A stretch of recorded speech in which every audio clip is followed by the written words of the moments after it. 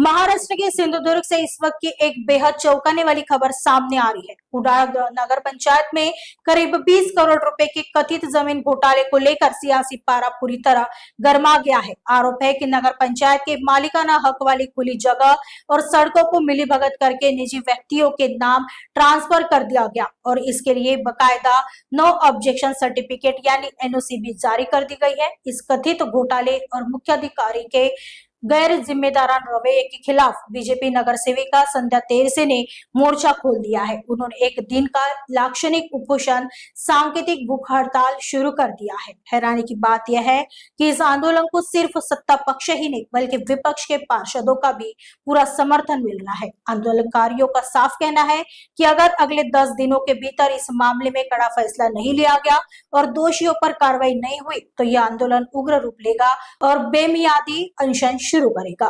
कुडाळ शहरामध्ये बिनशेती प्लॉटिंग किंवा बिनशेती जमीन केल्यानंतर प्लॉटिंग झालेलं आहे हिंदू कॉलनी या प्रभागात। एकूण त्या प्लॉटिंग मधली 141 गुंठे म्हणजे साधारणतः त्या प्लॉटिंग मधली नियमाप्रमाणे 10 गुंठे जमीन 10% जमीन ही वर्ग केली जाते।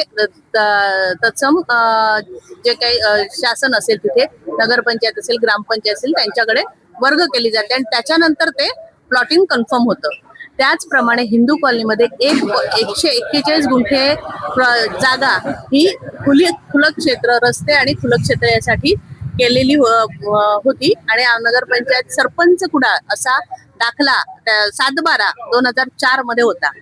या दाखल्यावर वारंवार त्या तिथे राहणारे आरेकर यांनी कुळसाठी आपली दावा दाखल केला होता। हा दावा इतके वर्ष म्हणजे आज 21 वर्ष चालू होता कोर्टामध्ये। विविध कोर्टामध्ये पहिल्या 2 कोर्टामध्ये आम्हाला त्याच्यामध्ये आमच्या बाजूने झाले, नंतर दुसऱ्या कोर्टांमध्ये असं वरच्या कोर्टामध्ये जात ती शेवटी आपल्या 2024 मध्ये आमच्या विरोधात गेली हायकोर्ट मध्ये MRT मध्ये।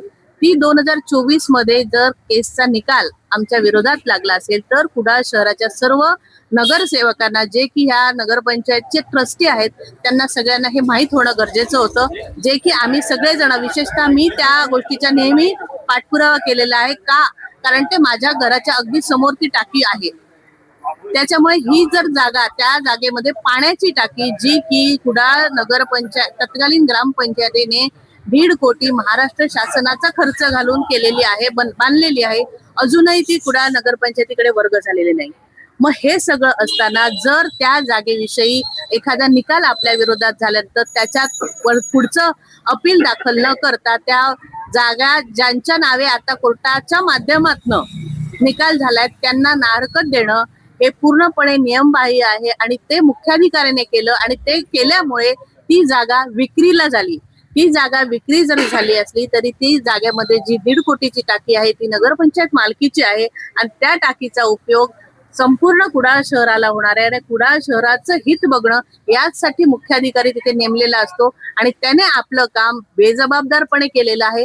कामाला न्याय दिला नाही, कुडाळ शहराला न्याय दिलेला नाही आणि तो न्याय मिळावा आणि 141 गुंठेपैकी 37 गुंठे कूळ लागलेली असताना उर्वरित वरची जी 105 गुंठे जमीन आहे ती त्या जमिनीचे जेव्हा प्लॉटिंग ज्यांनी केलं त्या मूळ मालकाच्या नावे गेली म्हणजे कुडाळ नगरपंचायत मालकीची 141 गुंठे ही संपूर्ण जमीन आज आमच्या ताब्यात नाही। मग हा जो काय घोळ सगळा झालेला आहे तो नगरपंचायतीच्या प्रशासनामुळे आणि मुख्यतः मुख्याधिकारी यांच्यामुळे झालेला आहे। तर या बाबतीत त्यांच्यावर कायदेशीर कारवाई करावी यासाठी आम्ही सर्वजण विशेषतः मी इथे उपोषण करते आणि सर्व जर कुडाळ शहरातले माझ्या सपोर्टला उभे आहेत। कारण एखाद्याने नुसतं एखादा प्रश्न उठवावा आणि त्याला सपोर्ट करावा अशी तर कुडाळची जनता नाही, कारण आपल्या शहराचं नुकसान होतं हे इथे दिसत असल्यामुळे सगळ्यांना ह्याबाबतची माहिती देण्याकरता हे उपोषण केलंय आणि जिल्हाधिकारी मॅडमना आम्ही ह्या मुख्याधिकाऱ्यांवर कारवाई करण्याची मागणी आणि तसं आश्वासन त्यांच्याकडनं आम्ही मागितलंय आणि ह्या केसचं पुन्हा एकदा रिट पिटिशन दाखल करून ही केस पुन्हा एकदा उभी राहावी याची आम्ही त्यांना विनंती केली आहे।